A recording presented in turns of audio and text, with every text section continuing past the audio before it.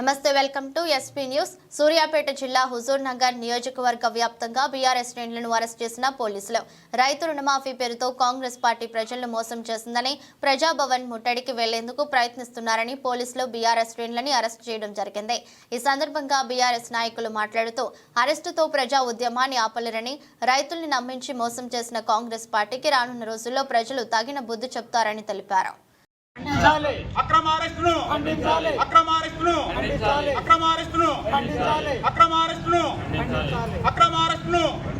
రైతులందరికీ రుణమాఫీ, రైతులందరికీ రుణమాఫీ, రైతులందరికీ రుణమాఫీ.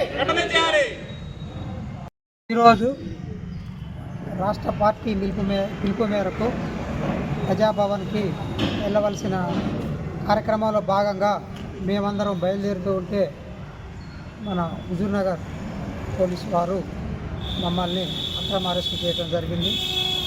మనందరం ఒకటి ఆలోచించాలి, రైతులందరికీ రుణమాఫీ చేయవలసిన అవసరం ఉన్నది. మన ముఖ్యమంత్రి గారు చెప్పినట్లుగా రుణమాఫీ ప్రతి రైతుకి చేయవలసిన బాధ్యత ఉన్నది. ఇప్పుడు కొంతమంది రైతులకు అయ్యి కొంతమంది రైతులకు రాకపోతే ఎంత బాధ ఉంటుందో ఆ రుణమాఫీ కానీ రైతులకే తెలుస్తుంది. రేషన్ కార్డు లేదు అనే కారణంతో 20,000, 30,000 రూపాయలు అయినటువంటి రుణం తీసుకున్న రైతులకు కూడా ఇవాళ మాఫీ కాకపోవటం బాధాకరం. కొంతమంది సన్నకారు రైతులు కూడా కొన్ని కారణాల వల్ల రేషన్ కార్డు పొందలేకపోయిన కారణం చేత అటువంటి రైతులకు కూడా ఇవాళ రుణమాఫీ కాలేదు. 2 లక్షల పైన ఉన్న రైతులకి రుణమాఫీ కాలేదని, కుటుంబ సభ్యుల సంఖ్య నిర్ధారణ కాలేదనే కారణంతో ఈరోజు సగం మంది రైతులకి రాష్ట్ర వ్యాప్తంగా రుణమాఫీ కాని విషయం అందరికీ తెలిసిందే. 41 లక్షలు రుణమాఫీ కోసం కేటాయిస్తామని మొదటిసారిగా చెప్పి తర్వాత దాన్ని 32 లక్షలకి దాన్ని కుదించి చివరికి దాన్ని 26 లక్షలకి క్యాబినెట్లో తీసుకొచ్చి మళ్ళా దాన్ని 18,000 కోట్ల రూపాయలని ఇవాళ మేము జమ చేసినామని చెప్పని గౌరవ ముఖ్యమంత్రి గారు చెప్పడం జరుగుతుంది. మరి ఆ వారు చెప్పిన ప్రకారంగా చూసిన సగం మంది రైతులకు కూడా ఇవాళ వరకు రుణమాఫీ కాని విషయాన్ని అందరూ గమనించాలి.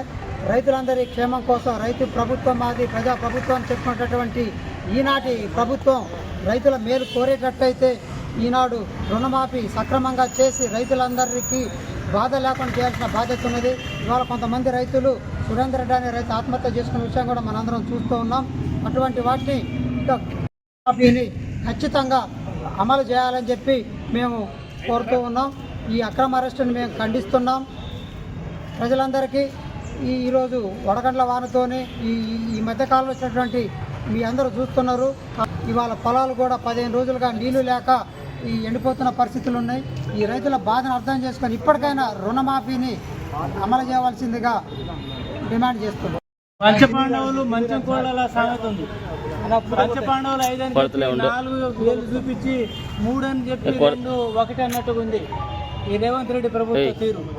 ఇవాళ ఏ సొసైటీలో చూసినా పిఎస్సిఎస్ సొసైటీల కాడికి పోతే ఉదాహరణకు ఒక చిన్న పల్లె గ్రామం లింగగిరి గ్రామంలోనే 670 మంది వాళ్ళ పాస్ పుస్తకాలు పెట్టి టైటిల్ డీడీ పెట్టి ఆన్లైన్లో ఓకే చేసుకున్న తర్వాత అప్పు ఇచ్చారు.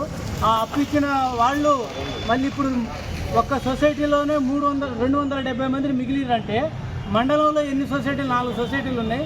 సుమారు 3,000 మంది ఇంకా రుణమాఫీ కాని రైతులు ఉన్నారు. అంటే చిత్తశుద్ధి లేని ప్రభుత్వం నిర్వాహకం చూస్తే చాలా దారుణంగా ఉంది.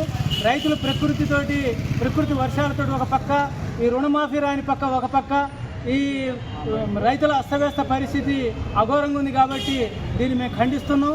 ఇవాళ మన ప్రజాభవన్ ముట్టడికి పోతుంటే ఇక్కడ అరెస్ట్ చేయడం అనేది సరైనది కాదు. దీన్ని బీఆర్ఎస్ పార్టీ మండల కమిటీ తీవ్రంగా ఖండిస్తుంది.